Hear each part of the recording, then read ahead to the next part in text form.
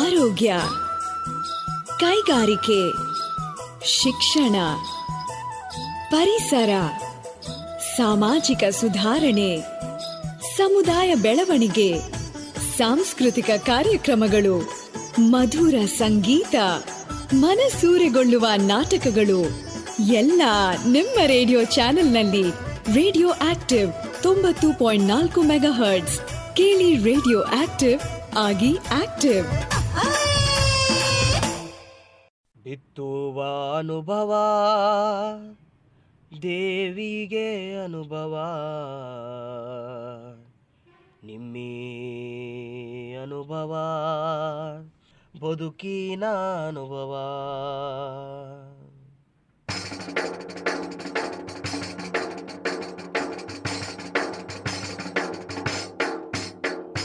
ಬಿತ್ತುವ ಅನುಭವ ದೇವಿಗೆ ಅನುಭವ, ಅನುಭವ ಬದುಕಿನ ಅನುಭವ. ಬಿತ್ತುವ ಅನುಭವ ದೇವಿಗೆ ಅನುಭವ, ನಿಮ್ಮಿ ಅನುಭವ ಬದುಕಿನ ಅನುಭವ. ವಯೋಸಹಜ ಮುಪ್ಪಿಗೊಂದು ಸವೆಸ ಬಂದ ಹಾದಿಯ ನೆನಪಿಗೊಂದು ದೇಹವೆಂಬ ನರನಾಡಿ ಎಲುಬುಗಳ ಮತ್ತಕ್ಕೊಂದು ಎದೆಯ ಒಳಗೆ ಅರಿವಿಗೊಂದು ಜೀವ ನೀಡುವ ಚೈತನ್ಯ ಜ್ಞಾನ ವಿಜ್ಞಾನದ ಬೆಳಕು. ಬಿತ್ತುವ ಅನುಭವ ದೇವಿಗೆ ಅನುಭವ, ನಿಮ್ಮಿ ಅನುಭವ ದೇವಿಗೆ ಅನುಭವ. ನಿಮ್ಮಂತ ರಂಗದ ಕದ ತೆಗೆದು ಬನ್ನಿ, ಮುಪ್ಪಿನ ಬದುಕಿಗೆ ಚೈತನ್ಯ ತುಂಬುವ. ಮುಪ್ಪಿನ ಆರೋಗ್ಯ ಆರೈಕೆಯ ವಿಜ್ಞಾನ ದೇವಿಗೆ ಅನುಭವ, ನಿಮ್ಮಿ ಅನುಭವ. ಬಿತ್ತುವ ಅನುಭವ ದೇವಿಗೆ ಅನುಭವ, ನಿಮ್ಮಿ ಅನುಭವ ಬದುಕಿನ ಅನುಭವ, ನಿಮ್ಮಿ ಅನುಭವ ಬದುಕಿನ ಅನುಭವ, ನಿಮ್ಮಿ ಅನುಭವ ಬದುಕಿನ ಅನುಭವ. ನಮಸ್ಕಾರ ಕೇಳುಗರೆ, ನೀವು ಕೇಳ್ತಾ ಇದ್ದೀರಿ 90.4 ಕಂಪನಾಂಕಗಳ ಆಸಿಯಾ ರೇಡಿಯೋ ಆಕ್ಟಿವ್. ಇದು ಬೆಂಗಳೂರಿನ ಮೊಟ್ಟಮೊದಲ ಸಮುದಾಯ ಬಾನುಲಿ ಕೇಂದ್ರ. On initiative of the department of media studies, Jain deemed to be university. ಇವತ್ತಿನ ಅನುಭವ ಕಾರ್ಯಕ್ರಮದ ಪ್ರಾಯೋಜಕರು ವಿಜ್ಞಾನ ಪ್ರಸಾರ ಮತ್ತು ಅಳಗಪ್ಪ ವಿಶ್ವವಿದ್ಯಾನಿಲಯ. Project is conceived by doctor Sridhar, mentored by Sai Sudha. ಕೇಳುಗರೆ, ಇವತ್ತಿನ ಅನುಭವ ಕಾರ್ಯಕ್ರಮದಲ್ಲಿ ಪ್ರಸ್ತುತಪಡಿಸ್ತಾ ಇರುವಂತಹ ವಿಷಯ ಟೆರೆಸ್ ಗಾರ್ಡನಿಂಗ್. ಈ ಒಂದು ವಿಷಯದ ಬಗ್ಗೆ ಅನುಸೂಯ ಶರ್ಮಾ ಅವರು ಸಾಕಷ್ಟು ವಿಷಯಗಳನ್ನ ತಿಳಿಸ್ಕೊಟ್ಟಿದ್ರು ನಮ್ಮ ಅನುಭವ ಕಾರ್ಯಕ್ರಮದಲ್ಲಿ.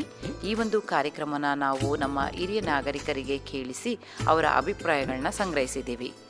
ಬನ್ನಿ ಹಾಗಾದರೆ ಇವತ್ತಿನ ಕಾರ್ಯಕ್ರಮದಲ್ಲಿ ಈ ಒಂದು ಟೆರೆಸ್ ಗಾರ್ಡನಿಂಗ್ ವಿಷಯವಾಗಿ ನಮ್ಮ ಕೇಳುಗರು ಏನೆಲ್ಲ ಅಭಿಪ್ರಾಯಗಳನ್ನ ವ್ಯಕ್ತಪಡಿಸಿದ್ದಾರೆ ಅಂತ ಕೇಳಿ ಬರೋಣ. ಎಲ್ಲರಿಗೂ ನಮಸ್ಕಾರ. ನಾನು ಸುಮಾರು 30 ವರ್ಷಗಳಿಂದಾನು ಟೆರೆಸ್ ಗಾರ್ಡನ್ ಮಾಡ್ಕೊಂಡಿದ್ದೀನಿ. ಅಂದ್ರೆ ಆಕ್ಚುಲಿ ಎಲ್ಲಾರು ಹೇಳೋ ಹಾಗೆ ಅವರ್ಸ್ ದಿ ಫಸ್ಟ್ ಒನ್, ಮೊದಲನೇ ತೋಟ ಅಂತ ಹೇಳ್ಬೋದು. ಇದಕ್ಕೆ ಕಾರಣ ಏನಿಲ್ಲ, ಕೆಳಗಡೆ ಜಾಗ ಸಾಲಿಲ್ಲ ಅಂತ ಮೇಲ್ಗಡೆ ಹೋಗಿದ್ದಷ್ಟೇ ಅಂತ ನಾನು ಅನ್ಕೊಂಡಿದ್ದೆ. ಆದ್ರೆ ಗಿಡಗಳನ್ನ ನೋಡ್ತಾ ನೋಡ್ತಾ ಮಾಡ್ತಾ ಇದರ ಕಾನ್ಸೆಪ್ಟ್ ಒಂದು ಬೇರೆ ಇರಬಹುದು ಅನ್ನೋದು ಶುರುವಾಯ್ತು. ಅದು ನಾನ್ ಶುರು ಮಾಡಿದ ಸ್ವಲ್ಪ ದಿವಸಗಳಲ್ಲೇನೆ ಕಾನ್ಸೆಪ್ಟ್ ಇನ್ನೊಂದು ಕೆಲವು ಜನಗಳು ನನ್ನ ಜೊತೆಲಿ ಇದ್ರು. ಅಂದ್ರೆ ಅವಾಗ ನಾನು ಹಿರಿಯ ನಾಗರಿಕಳಾಗಿರ್ಲಿಲ್ಲ, ಇವಾಗ ಆಗಿದ್ದೀನಿ ಅನ್ನೋದು ವಿಶೇಷ ಅಷ್ಟೇನೆ. ಆ ಸಮಯದಲ್ಲಿ ವಿಶ್ವನಾಥ್ ಅನ್ನೋರು ಇದರ ಕಾನ್ಸೆಪ್ಟ್ ನ ತುಂಬಾ ಮುಂದಕ್ಕೆ ತಗೊಂಡು ಹೋಗಿ ಸಾಕಷ್ಟು ಜನ ಟೆರೆಸ್ ಗಾರ್ಡನ್ಸ್ ನ ಬೆಂಗಳೂರಿನಲ್ಲಿ ಮಾಡಿದ್ರು.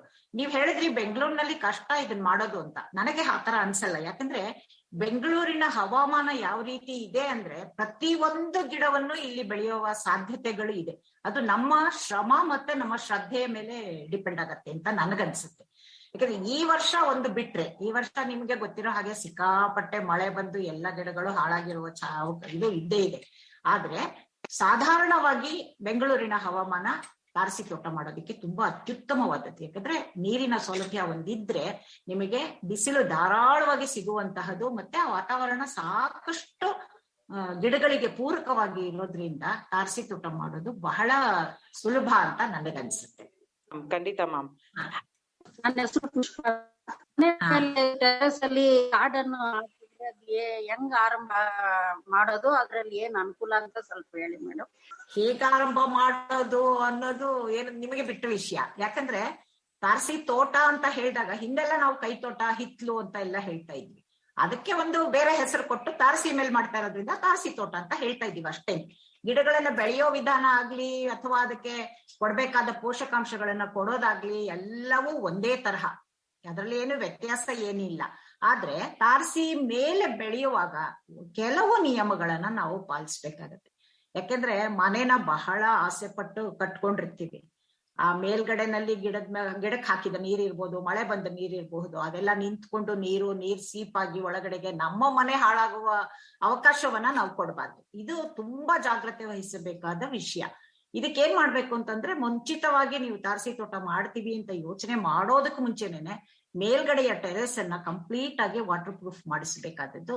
ಇವಾಗ ತುಂಬಾ ಪೇಂಟ್ ಗಳು ಬಂದಿದೆ ಆ ತರದ್ದು. ಮತ್ತೆ ಡ್ರೈನೇಜ್ ಸಿಸ್ಟಮ್ ನ ಸರಿಯಾಗಿ ನೋಡ್ಕೋಬೇಕು. ಮಳೆ ಬಂದಾಗ ತಾರಸಿ ಮೇಲೆ ಬೀಳುವ ಅಷ್ಟು ನೀರು ಕೆಳಗಡೆಗೆ ಹೋಗೋ ಹಾಗೆ ಮಾಡ್ಕೋಬೇಕು. ಇದ್ರಲ್ಲಿ ಇನ್ನೂ ಒಂದೇನಂತ ಹೇಳಿದ್ರೆ, ಆ ಕೆಳಗಡೆಗೆ ಹೋಗೋ ನೀರನ್ನ ಸ್ಟೋರ್ ಮಾಡುವ ವ್ಯವಸ್ಥೆ ನಾವು ಮಾಡ್ಕೊಂಡ್ರೆ ನಮ್ಮ ಗಿಡಗಳಿಗೆ ನಾವು ಎಕ್ಸ್ಟ್ರಾ ನೀರ್ನ ಹೊಂದಿಸ್ಬೇಕಾಗಲ್ಲ. ಅಂದ್ರೆ ಇದು ಮಳೆ ನೀರ ಕೊಯ್ಲು ಪ್ಲಸ್ ತೋಟ ಇದೆಲ್ಲವೂ ಒಂದಾಗಿ ಸೇರ್ಕೊಂಡ. ಮ್ಯಾಮ್, ಈಗ ನೀವ್ ಹೇಳ್ತಾ ಇದ್ರಿ ಈಗ ತೋಟ ಮಾಡೋದು ಅಂದ್ರೆ ಮುಖ್ಯವಾಗಿ ನಮ್ಗೆ ಬೇಕು ಮಣ್ಣು, ಗೊಬ್ಬರ, ಇದು ತುಂಬಾನೇ ಇಂಪಾರ್ಟೆಂಟ್. ಹೌದು. ಹಾಗಾಗಿ ನಗರ ಪ್ರದೇಶದಲ್ಲಿ, ಬೆಂಗಳೂರಲ್ಲಿ ಮತ್ತೆ ವಯಸ್ಸಾದವರು ಅಂತ ಹೇಳಿದಾಗ ಅವ್ರಿಗೆ ಟೆರೆಸ್ ಫಾರ್ಮಿಂಗ್ ಬಗ್ಗೆ ತುಂಬಾ ಪ್ರೋತ್ಸಾಹ ಕೊಡ್ಬೇಕು ಅಂದ್ರೆ ಖಂಡಿತ ಈ ಮಣ್ಣು ಗೊಬ್ಬರದ ಬಗ್ಗೆ ನಮ್ಗೆ ಒಂದ್ ಸ್ವಲ್ಪ ಮಾಹಿತಿ ಕೊಡ್ಬೇಕು ಮ್ಯಾಮ್. ಹೇಗೆ? ಈಗ ಮೊದಲಿಗೆ ಬರೋಣ. ನಾನ್ ನಿಮ್ಗೆ ಹೇಳಿದ್ದೆ ವಾಟರ್ ಪ್ರೂಫ್ ಮಾಡಿಸ್ಬೇಕು ಅನ್ನೋದೆಲ್ಲ ಹೇಳಿದೆ. ಮತ್ತೆ ಕುಂಡಗಳಲ್ಲಿ ಗಿಡಗಳನ್ನ ಬೆಳಿಬೇಕಾಗುತ್ತೆ. ಕುಂಡ ಅಥವಾ ಅಂದ್ರೆ ಇಂಥದ್ರಲ್ಲೇ ಬೆಳಿಬೇಕು ಅನ್ನುವಂತಹ ಯಾವುದೇ ಕಾಯ್ದೆ ಕಾನೂನು ಇಲ್ಲ. ಹಳೆಯ ಇದ್ರದ್ದು ಪ್ಯಾಕಿಂಗ್ ಕೇಸ್ಗಳು ಬರುತ್ತಲ್ಲ, ಥರ್ಮೋಕೋಲ್ ಬಾಕ್ಸ್ಗಳು, ಅವುಗಳನ್ನ ಬಳಸ್ಕೋಬಹುದು. ಪ್ಲಾಸ್ಟಿಕ್ ಕವರ್ಗಳನ್ನ ಬಳಸ್ಕೋಬಹುದು, ದೊಡ್ಡದಾಗಿರೋ ಚೀಲಗಳನ್ನ ಬಳಸ್ಕೋಬಹುದು, ಯಾತ್ರಲ್ಲಿ ಬೇಕಾದ್ರೂ ಬೆಳೆಸ್ಕೋಬಹುದು. ಆದ್ರೆ ಇಲ್ಲಿ 2 ಪಾಯಿಂಟ್ ನ ನಾವು ನಿಗದಲ್ಲಿ ಇಟ್ಕೋಬೇಕಾಗತ್ತೆ. ಒಂದು, ಅದಕ್ಕೆ ಡ್ರೈನೇಜ್ ಕರೆಕ್ಟ್ ಆಗಿರ್ಬೇಕಂದ್ರೆ ನಾವು ಹಾಕುವಂತಹ ನೀರು ಅಥವಾ ಪೋಷಕಾಂಶಗಳು ಕೆಳಗಡೆ ಸಲೀಸಾಗಿ ಹೋಗುವ ರೀತಿಯಲ್ಲಿ ಕೆಳಗವರೆಗೂ ಹೋಗಬೇಕು ಪೋಷಕಾಂಶ. ಎಕ್ಸ್ಟ್ರಾ ಆಗಿದ್ದ ನೀರು ಮಾತ್ರ ಕುಂಡದಿಂದಾಗ್ಲಿ ಚೀಲದಿಂದಾಗ್ಲಿ ಆಚೆ ಹೋಗುವಂತೆ ಮಾಡ್ಕೋಬೇಕು. ಈಗ ಏನಾಗಿದೆ ಅಂದ್ರೆ ಮಣ್ಣನ್ನ ಹೊಂದಿಸೋದೇ ಒಂದು ದೊಡ್ಡ ಕಷ್ಟ ಆಗಿದೆ ಬೆಂಗಳೂರಿನೊಳಗೆ, ನೀವು ಹೇಳಿದ ಹಾಗೆ. ಮತ್ತೆ ತುಂಬಾ ಕಾಸ್ಟ್ಲಿ ಆಗಿದೆ ಅದು. ಈ ಟೆರೆಸ್ ಗಾರ್ಡನ್ ಮಾಡೋ ಉದ್ದೇಶ, ನನ್ನ ಅನಿಸಿಕೆ ಏನಂತಂದ್ರೆ, ಹೆಚ್ಚಿನ ಖರ್ಚು ವೆಚ್ಚ ಇಲ್ಲದೆ ಮನೇಲಿ ಏನಿದೆಯೋ ಅದನ್ನ ಬಳಸ್ಕೊಂಡು ನಾವು ಮಾಡುವಂತಹದ್ದು ಮಾಡ್ಬೇಕು ಅಂತ. ಈಗ ಮೊದಲನೇದಾಗಿ ನಮಗ್ ಬೇಕಾಗೋದು ಮಣ್ಣಿಗಿಂತ ಹೆಚ್ಚಾಗಿ ಕಾಂಪೋಸ್ಟ್ ಕೂಡ ಹೊರಗಡೆನಲ್ಲಿ ಸಿಕ್ಕಾಪಟ್ಟೆ ಆರ್ಗ್ಯಾನಿಕ್ ಕಾಂಪೋಸ್ಟ್ಗಳು ಬೆಲೆ ಬಹಳ ಇರುತ್ತೆ. ಇದಕ್ಕೋಸ್ಕರ ನಮ್ಮ ಕಿಚನ್ ವೇಸ್ಟ್ ನಾವು ಉಳಿಸ್ಕೋಬಹುದು.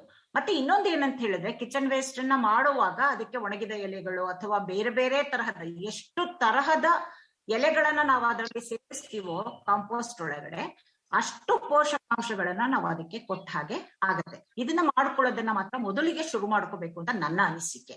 ಮತ್ತೆ ಎರಡನೇದು ಏನಂತ ಹೇಳಿದ್ರೆ, ಇರುವ ಮಣ್ಣನ್ನ ಮತ್ತೆ ಹೇಗೆ ನಾವು ಬಳಸ್ಕೊಳಕ್ ಸಾಧ್ಯ. ಈಗ ಏನಾಗತ್ತೆ ಅಂತ ಹೇಳಿದ್ರೆ, ಸಾಧಾರಣವಾಗಿ ನಾವು ನೋಡ್ತಾ ಇರೋದು 25 ಪಾಟ್ ಇಟ್ಕೊಂಡಿದ್ದಾರೆ, 25 ಪಾಟ್ ಅಲ್ಲಿ ಗಿಡ ಹಾಕಿದ್ದಾರೆ, ಅದನ್ನ ರೀಪಾಟ್ ಮಾಡಿಸ್ಬೇಕು ಅಂತ ಯಾರೋ ಒಬ್ರನ್ನ ನಾವು ಕರೆಸ್ದಾಗ ಏನ್ ಮಾಡ್ತಾರೆ, ಅವ್ರ ಮಣ್ಣು ಗೊಬ್ಬರ ಎಲ್ಲಾನು ಬೆರೆಸ್ಕೊಂಡು ತಂದ್ಬಿಟ್ಟು ಇದ್ರಲ್ಲಿ ಇರುವ ಮಣ್ಣನ್ನೆಲ್ಲ ಕಂಪ್ಲೀಟ್ ಆಗಿ ತೆಗೆದ್ ಬಿಡ್ತಾರೆ.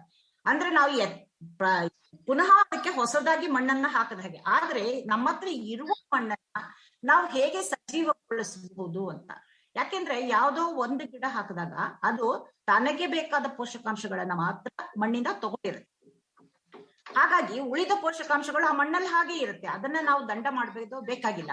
ಅದರಿಂದ ಏನ್ ಮಾಡಬಹುದು ಅಂದ್ರೆ, ಒಣಗಿದ ಎಲೆಗಳನ್ನ ತಂದು ಒಂದು ಲೇಯರ್ ಎಲೆ, ಇನ್ನೊಂದು ಲೇಯರ್ ಮಣ್ಣು, ಈ ತರ ಹಾಕಿ ಚೀಲದಲ್ಲಿ ತುಂಬಿಸಿಟ್ರೆ 1-3 ತಿಂಗಳಲ್ಲಿ ನಿಮಗೆ ಆ ಮಣ್ಣು ಸಂಪೂರ್ಣವಾಗಿ ಸಾವಯವದ ಜೊತೆ ಬೆರ್ಕೊಂಡದು ಪುನರ್ ಬಳಕೆಗೆ ಅದು ಉಪಯೋಗ ಆಗುತ್ತೆ.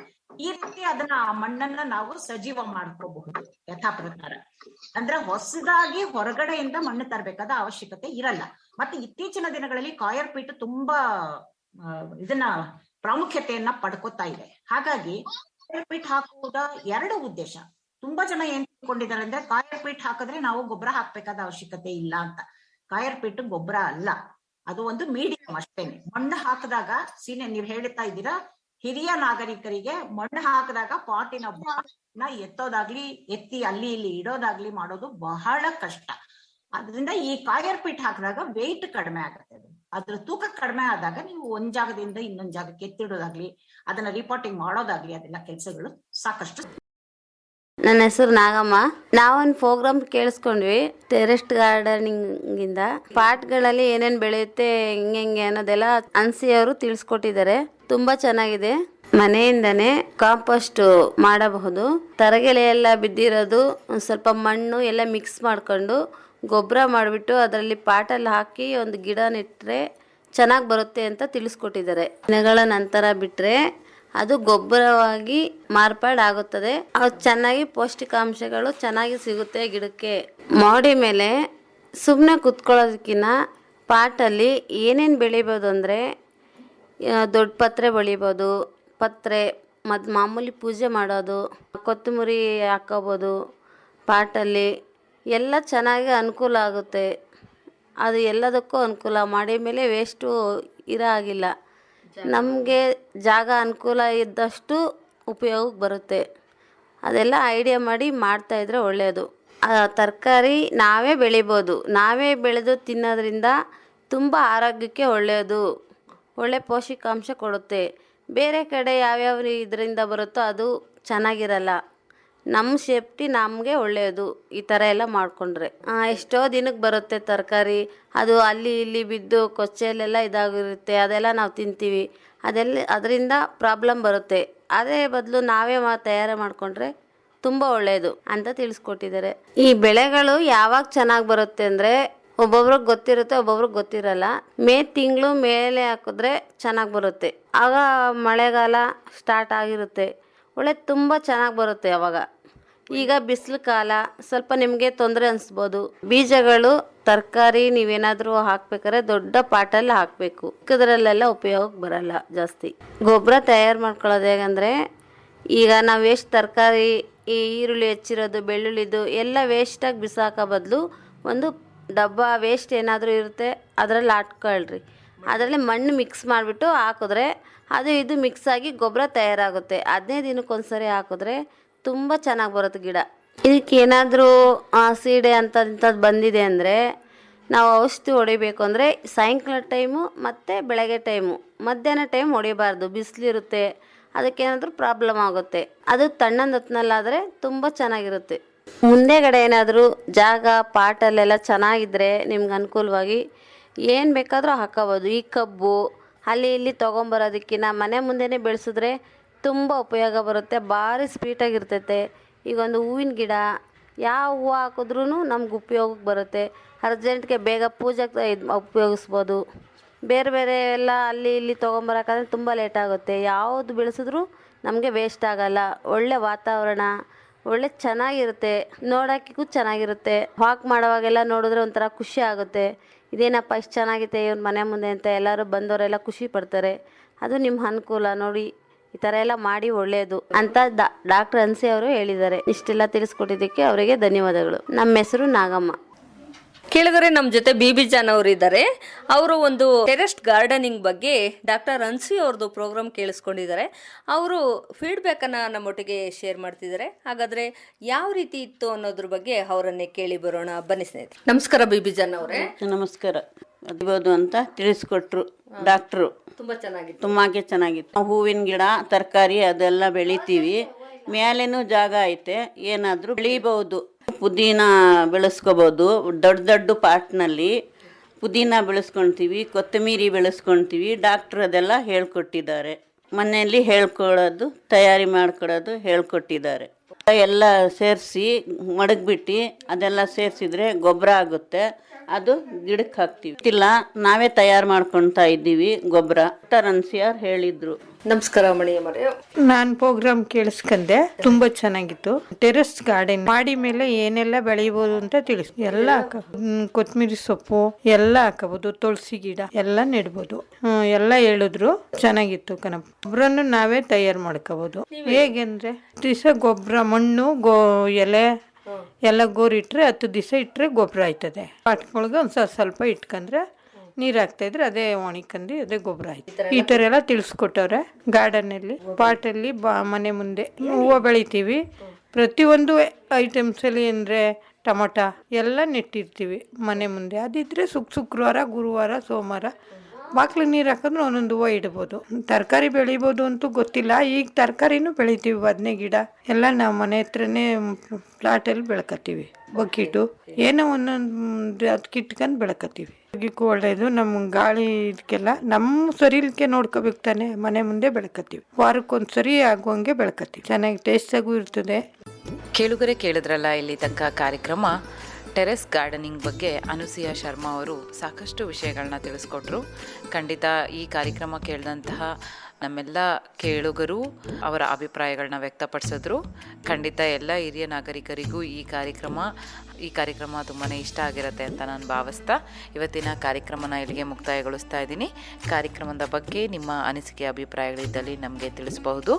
ನಮ್ಮ ಮೇಲ್ ID radioactive90.4 MSZCR@gmail.com. ಈ ಒಂದು ಕಾರ್ಯಕ್ರಮನ ರೇಡಿಯೋದಲ್ಲಿ ಕೇಳಲು ಮಿಸ್ ಆಗಿದ್ದಲ್ಲಿ iRadio ವೆಬ್ಸೈಟ್ಗೆ ಹೋಗಿ ಈ ಕಾರ್ಯಕ್ರಮನ ಕೇಳಬಹುದು ಅಂತ ಹೇಳ್ತಾ ಇವತ್ತಿನ ಕಾರ್ಯಕ್ರಮನ ಇಲ್ಲಿಗೆ ಮುಕ್ತಾಯಗೊಳಿಸ್ತಾ ಇದ್ದೀನಿ. ನಿರಂತರವಾಗಿ ಕೇಳಿ 90.4 ಕಂಪನಾಂಕಗಳ CR ರೇಡಿಯೋ ಆಕ್ಟಿವ್. ಇದು ಬೆಂಗಳೂರಿನ ಮೊಟ್ಟಮೊದಲ ಸಮುದಾಯ ಬಾನುಲಿ ಕೇಂದ್ರ. ನಾನು ನಿಮ್ಮ ರೇಡಿಯೋ ಗೆಳತಿ ಪದ್ಮಪ್ರಿಯ. ಮುಂದಿನ ಕಾರ್ಯಕ್ರಮದೊಂದಿಗೆ ನಿಮ್ಮ ಜೊತೆ ಇರ್ತೀನಿ ಅಂತ ಹೇಳ್ತಾ ಧನ್ಯವಾದಗಳು. ಭಾರತ ಹಳ್ಳಿಗಳ ನಾಡು, ಹಲವು ಸಂಸ್ಕೃತಿಗಳ ಬೀಡು. ನಮ್ಮಲ್ಲಿ ಹಬ್ಬ ಹರಿದಿನ ಜಾತ್ರೆಗಳಿಗೆ ಕಡಿಮೆ ಏನಿಲ್ಲ. ಹೀಗೆಲ್ಲ ಜಾತ್ರೆ ಉತ್ಸವಗಳು ನಡೆಯುವಾಗ ಇಂಥದ್ದೊಂದು ಶಬ್ದ, ನಾದ ನಮಗೆ ಕೇಳುತ್ತಲೇ ಇರುತ್ತದೆ.